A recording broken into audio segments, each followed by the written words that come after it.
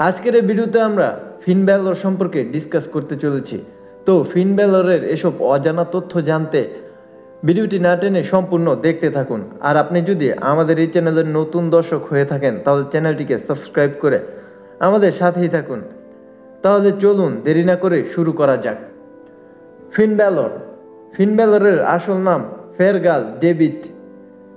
তিনি 25শে জুলাই 1981 সালে উইকলো আয়ারল্যান্ডে জন্মগ্রহণ করেন। ফিন ব্যালরের উচ্চতা 5 ফুট 11 ইঞ্চি, যা 1.80 মিটার। ফিন ব্যালরের ওজন 86 কেজি, যা 190 পাউন্ড।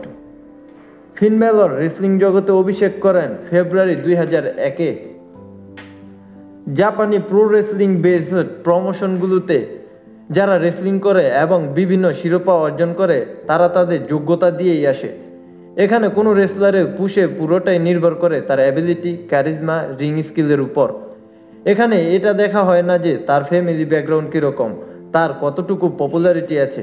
যে জিনিসটা দেখা হয় তা হলো সে সত্যিকারের রেসলিংকে কি দিতে পারবে, এক্ষেত্রে তার যোগ্যতাই বা কতটুকু। জাপানি রেসলিং স্বয়ং একটি ব্র্যান্ড, একটি ক্যাটাগরি, একটি স্ট্যান্ডার্ড রেসলিংয়ের যোগ্যতার স্ট্যান্ডার্ড, কারণ রেসলিং তাদের ঐতিহ্যের অংশ। তাই বেশিরভাগ রেসলারই এই প্রমোশনগুলোতে রেসলিং করা থেকে দূরে থাকেন। সেজন্য জাপানি অরিজিনের রেসলার ছাড়া খুব কম আমেরিকান বা অন্য রিজনের রেসলাররাই প্রমোগুলোতে তাদের যোগ্যতা দেখাতে পেরেছেন। ফিন ব্যালর এই অল্প সংখ্যক প্রতিভাবানদের একজন।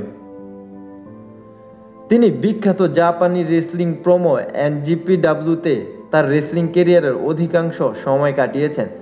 সেখানে তিনি 3বারের IWGP junior heavyweight championship, IWGP world heavyweight চ্যাম্পিয়নশিপের পরেই যে চ্যাম্পিয়নশিপের অবস্থান, 6বারের আইডব্লিউজিপি জুনিয়রের হেভিওয়েট ট্যাগ টিম চ্যাম্পিয়ন এবং 2বারের best of the super junior টুর্নামেন্টের বিজেতা। সাথে জনপ্রিয় টেক টিম ফ্যাকশন বুলেট ক্লাবের প্রতিষ্ঠাতা লিডারও তিনি। তো এই ছিল ফিন ব্যালর সম্পর্কে কিছু অজানা তথ্য। ভিডিওটি আপনার কেমন লাগলো অবশ্যই কমেন্ট করে জানাবেন। আর আপনি যদি আমাদের এই চ্যানেলের নতুন দর্শক হয়ে থাকেন তাহলে চ্যানেলটিকে সাবস্ক্রাইব করে আমাদের সাথেই থাকুন, কেননা আমরা নিয়মিত এসব তথ্য এবং ডাব্লিউডাব্লিউ এর আপডেট দিয়ে থাকি এই চ্যানেলে।